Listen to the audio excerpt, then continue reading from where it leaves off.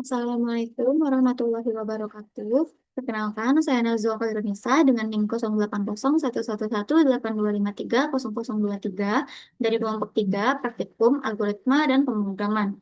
Di sini saya akan mengerjakan untuk lampiran soal array untuk yang nomor satu, yang dimana kita diminta untuk membuat program user menginput N untuk banyak barisan, lalu menginput B untuk beda atau pola dari sebuah barisan aritmatika.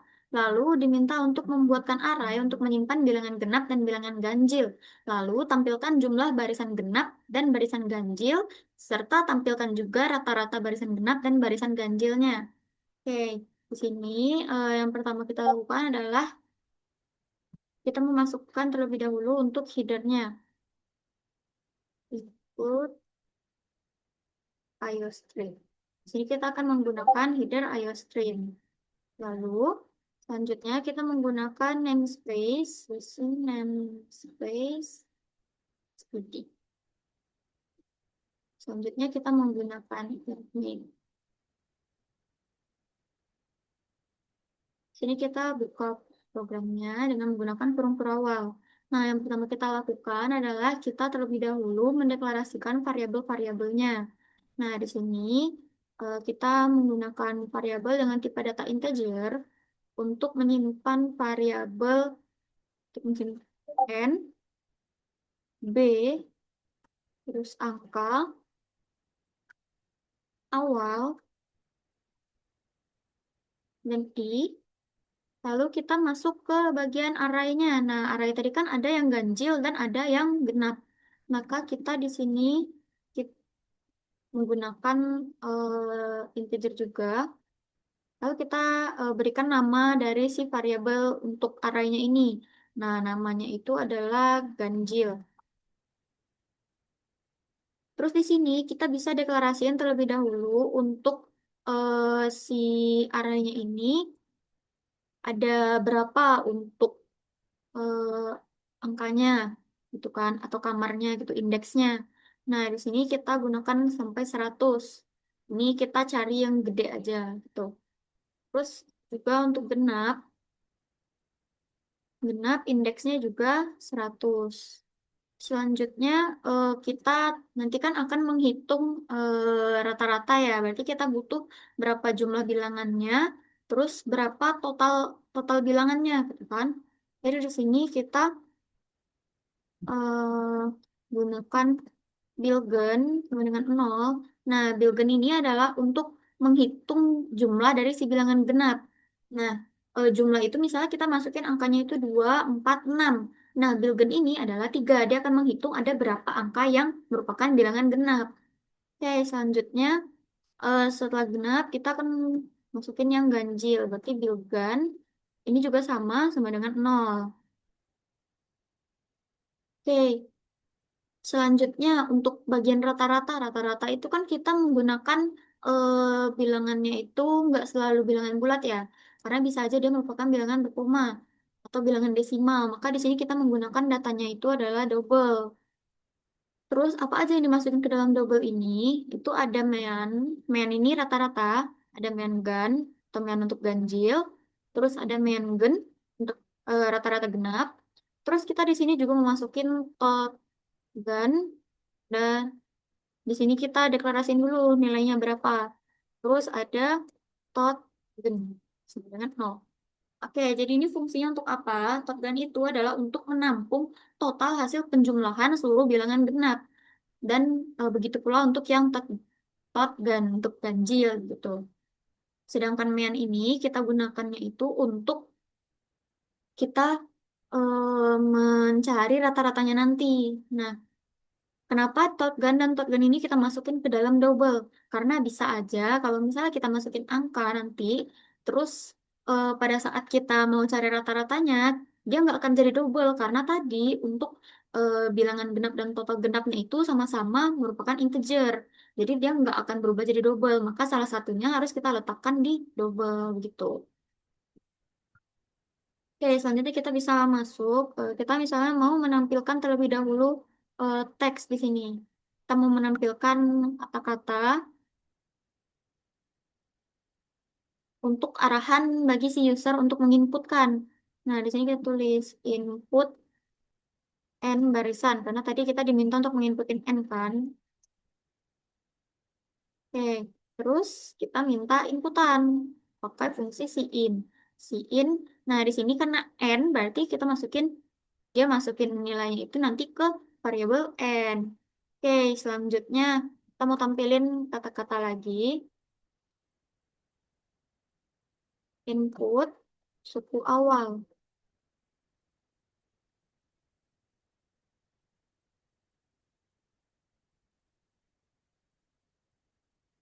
Oke, di sini input suku awal ini adalah bilangan yang pertama yang akan ditampilkan dalam barisan. Nah, ini kan barisan aritmatika ya, dia penjumlahannya memiliki bedanya nanti. Nah, jadi kalau misalnya kita mau input suku awalnya adalah 3, berarti barisan ini akan dimulai dari angka 3 untuk bilangan yang pertama, begitu. Jadi di sini kita akan minta inputan ke pengguna, lalu kita akan simpan ke variabel awal. Nah, jadi awal ini merupakan awal dari si barisan itu sebelum dijumlahkan dengan bedanya dan diteruskan ke bilangan selanjutnya. Oke, selanjutnya kita di sini akan meminta input untuk bedanya. Input beda. Nah, beda tadi itu kan B ya. Jadi kita di sini bisa tulis B. Bebas ini sebenarnya opsional aja. Oke, selanjutnya kita minta inputan dan kita simpan nanti untuk inputannya itu ke variabel B. Oke, selanjutnya kita bisa untuk memulai. Nah, yang pertama pastinya kita itu eh, akan melakukan perulangan. Nah, kita melakukan perulangan, terus kita masukkan di sini untuk inisialisasinya. I-nya itu sama dengan 0. Kenapa I-nya sama dengan 0? Karena untuk indeks dari si array ini dimulai dari 0. Oke, terus kita masukkan untuk kondisinya ketika si I ini kecil dari N. Kenapa I-nya kecil dari N? Karena kita mau menampilkan barisannya. Nah, tadi kan kita mulainya nih dari 0 ya, bukan dari 1. Nah, maka kita langsung aja I-nya itu kurang dari N. Jadi, ketika dia memasukkan angkanya nanti, dia tidak akan lebih dari si N tadi. Atau di sini juga bisa kita buat I kurang dari sama dengan N kurang 1. Itu sama aja, cuman itu menurut saya terlalu kepanjangan, jadi kita bisa gunakan yang ini aja. Selanjutnya kita input untuk perubahannya, itu I++. Oke, selanjutnya kita bisa buka kurung awal. Nah, ini untuk di dalam for itu ada beberapa statement, makanya kita update menggunakan kurung awal. Nah, di sini kita deklarasiin dulu nih, apa kita masukin prosesnya. Angka itu sama dengan awal ditambah I dikali B. Oke, jadi akan saya jelasin kenapa angka ini merupakan awal ditambah I dikali B. Nah, tadi kan untuk beda beda dari suatu barisan itu kan akan menjadi bilangan selanjutnya ya. Misalnya kita input 3, terus kita mau bedanya itu adalah 3. Nah, berarti untuk nilai dari bilangan yang kedua itu adalah 3 ditambah dengan bedanya tadi yaitu 3. Nah, ini kan dia merupakan perulangan ya. Nah, nilai dari si I ini nantinya akan bertambah. Nah, terus kita kan mau tampilin angka yang awalnya terlebih dahulu. Nah, ketika I-nya 0, maka B-nya itu ketika dikalikan dengan I, hasilnya adalah 0. Maka angka ini nanti yang hasilnya itu adalah nilai dari si awal tadi. Lalu untuk nilai selanjutnya, untuk di baris kedua berarti nanti kan I-nya akan bertambah nih, bertambah 1 jadi I1.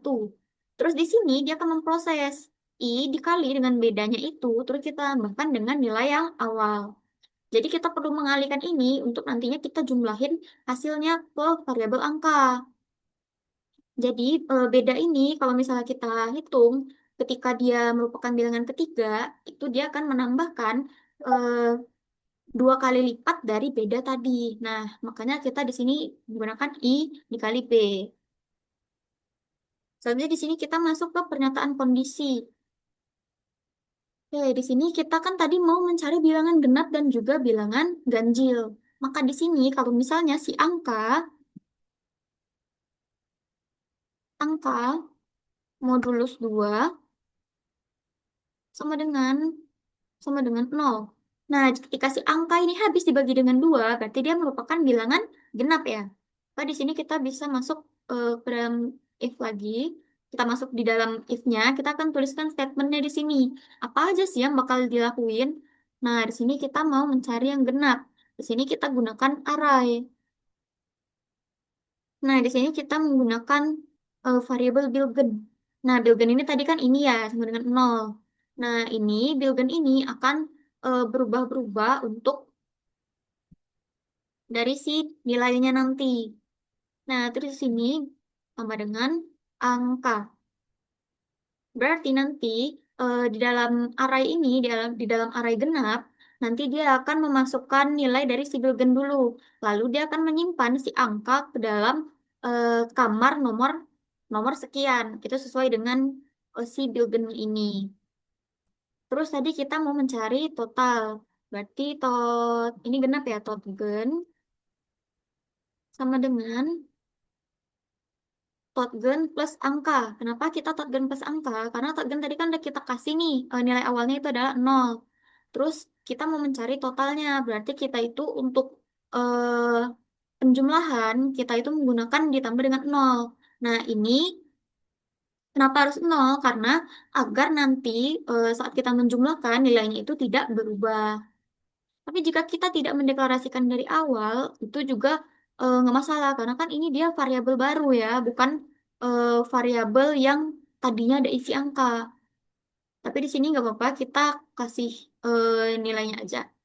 Terus untuk mempersingkat rumusnya kita tulis plus sama dengan, berarti ini totgen plus, nah dengan angka. Jadi ketika si angka ini nantinya dimasukkan di dalam sini, dia akan diproses dengan menjumlahkan angka tersebut dengan nilai dari si totgen. Nah, nilai totgen ini akan terus diperbarui selama nanti jalannya perulangan. Oke, selanjutnya kita akan menghitung berapa jumlahnya. Jumlah dari si bilangan genap ini. Dia ada berapa angka. Nah, jadi kita di sini menggunakan Boolean plus plus. Berarti ketika dia masuk ke dalam if yang ini, ketika dia merupakan bilangan genap, dia akan melakukan proses di sini dulu. Genap untuk indeks kesekian, dia akan memasukin angka. Terus dia akan menjumlahkan untuk angka-angka tersebut dan disimpan ke variabel totgen. Lalu selanjutnya, Bilgen atau bilangannya itu bertambah satu. Oke, selanjutnya kita masuk ke else.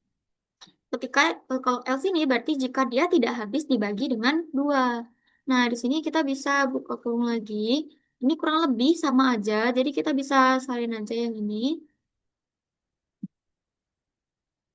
Cuma nanti kita sedikit diganti. Nah, karena ini ganjil, berarti di sini ditulis ganjil, bilgan. Terus ini juga gan, ini bilgan. Nah, ini biar kita nggak perlu terlalu capek aja nulisnya. Oh ya, ini jangan lupa kita berikan tanda titik koma. Karena kalau misalnya kita nggak pakai titik koma, dia bakalan error, nggak jalan programnya.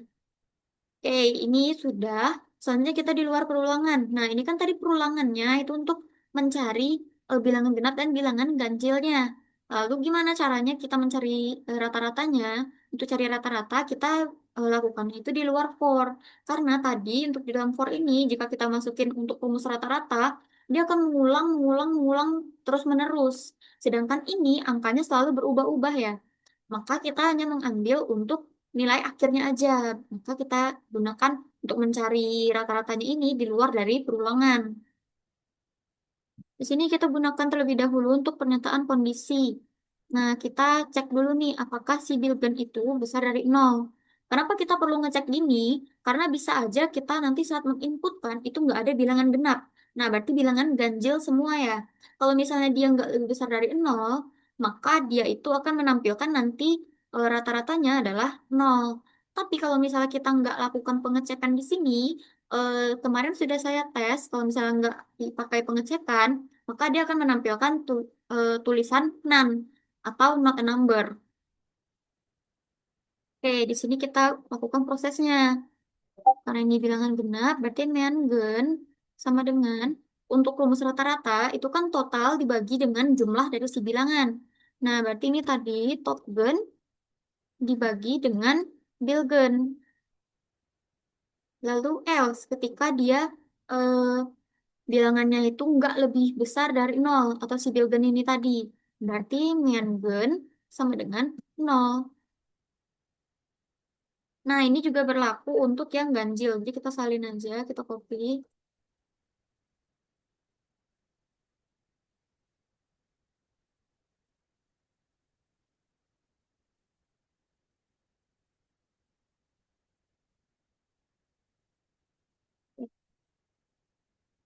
Selanjutnya kita mau tampilkan untuk hasilnya. Karena tadi yang diminta itu ada total angka dari si bilangan itu sama menampilkan rata-rata. Maka di sini kita bisa see out.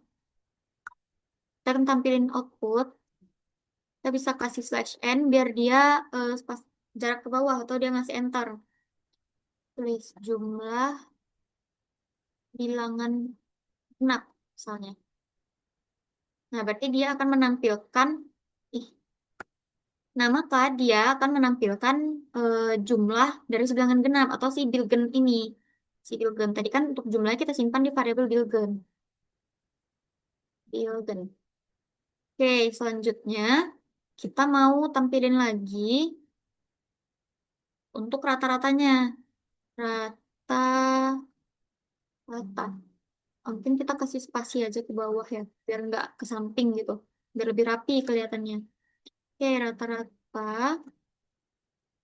Lalu di sini kita masukkan nilai dari si rata-rata si genap.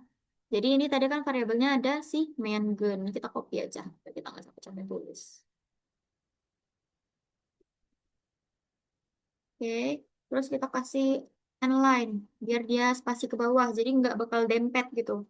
Terus kita lakukan hal yang sama untuk yang ganjil. Kita coba jadi ganjil. Ini kita ganti jadi bilgan. Ini juga main gun. Oke, mungkin kita bisa coba untuk running.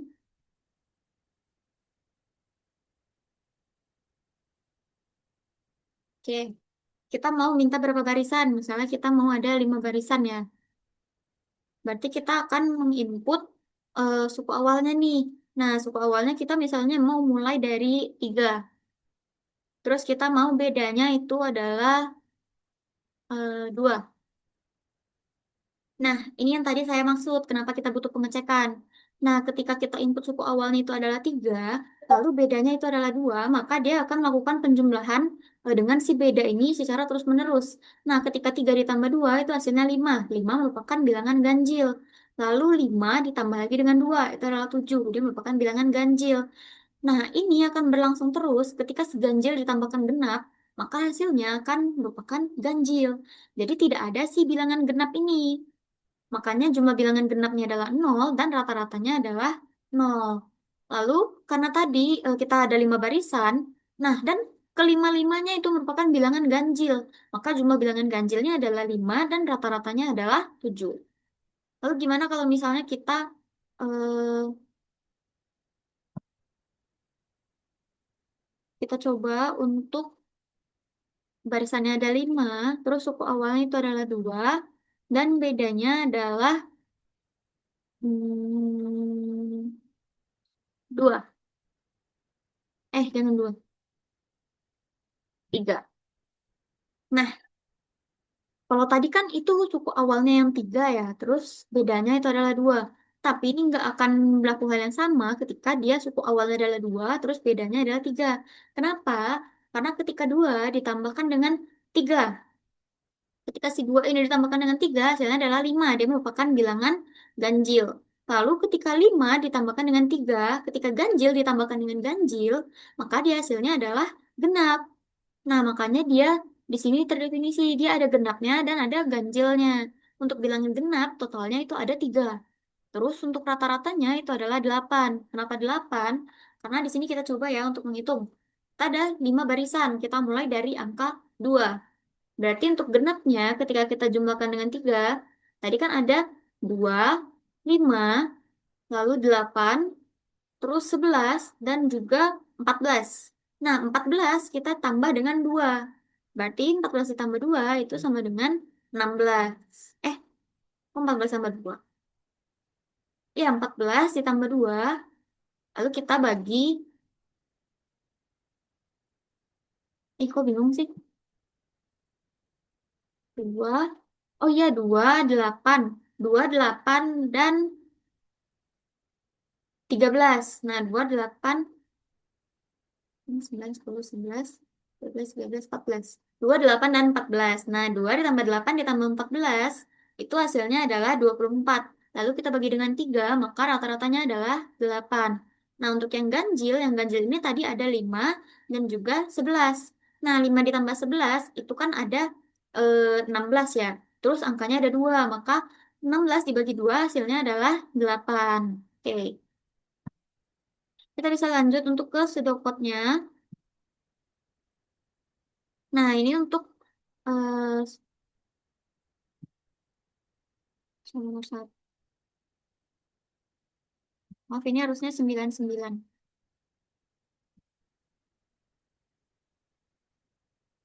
Oke. Di sini kita menggunakan variabelnya. Tadi itu ada N, B, angka, awal, dan I dengan tipe datanya itu adalah integer. Integer. Nah, terus kita tadi ada eh, array dengan nama variabelnya itu adalah ganjil. Nah, di sini tadi kan kita mendeklarasikan kalau misalnya indeks dari si ganjil ini adalah 100 ya. Nah, kalau misalnya untuk indeks, dia kan dimulainya dari 0. Nah, di sini kita jabarkan. Ketika dia ada 100, karena dia dimulai dari 0, maka dia nanti saat ada kamarnya itu dia akan sampai ke nomor 99. Nah, makanya di sini array 0 sampai 99 of integer. Karena dia tadi tipe datanya adalah integer.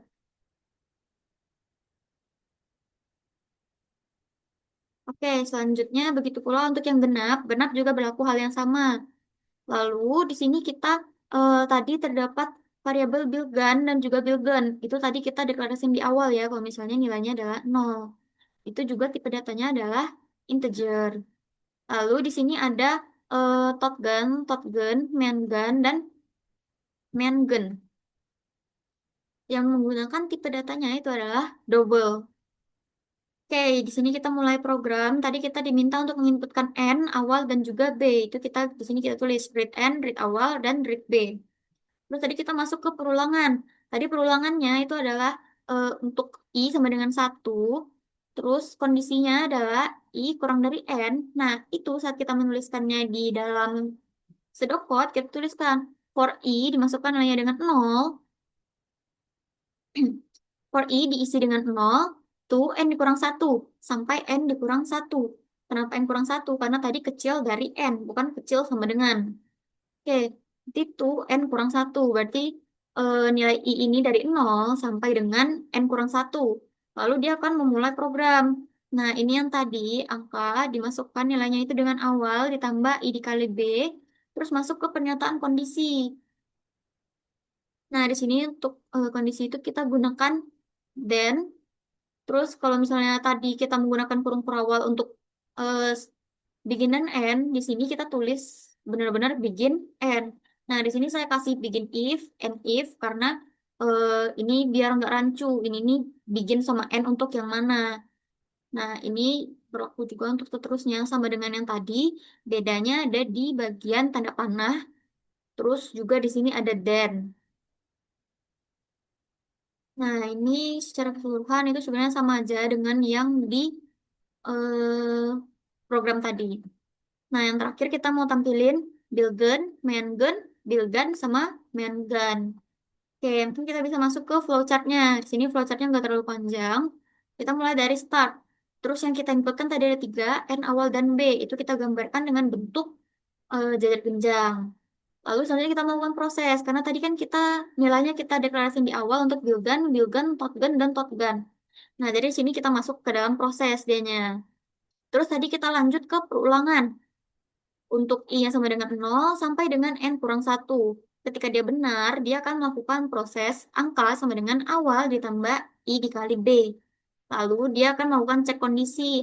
Apakah si angka itu habis dibagi dengan 2? Jika iya, dia melakukan proses lagi.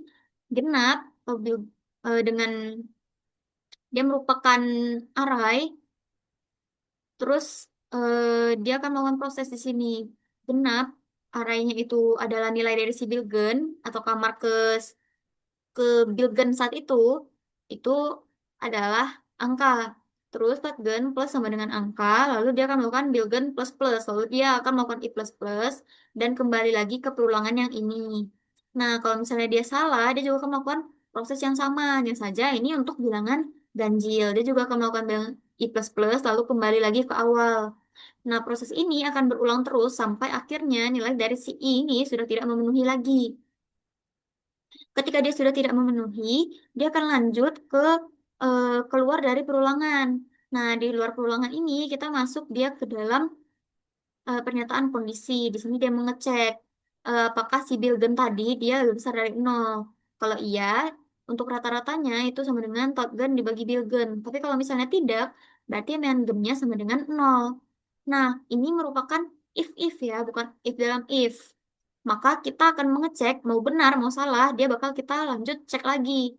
Nah, di sini kita cek apakah si Bilgen itu lebih besar dari nol. Kalau iya, dia akan melakukan proses yang sama, main gun sama dengan top gun dibagi dua gun. Kalau salah, dia akan melakukan main gun sama dengan nol. Lalu, ini akan kita tampilkan hasilnya tadi. Nah, semua ini akan kita tampilkan hasilnya, yaitu ada build gun, main gun, build gun, dan main, main gun. Nah, ini tadi kita hubungkan seluruhnya. Lalu, terakhir kita kasih N. Nah, ini menandakan kalau programnya itu sudah selesai. Oke, mungkin sekian untuk penjelasan dari saya. Lebih dan kurang saya mohon maaf. Wabillahi taufiq wal hidayah. Wassalamualaikum warahmatullahi wabarakatuh.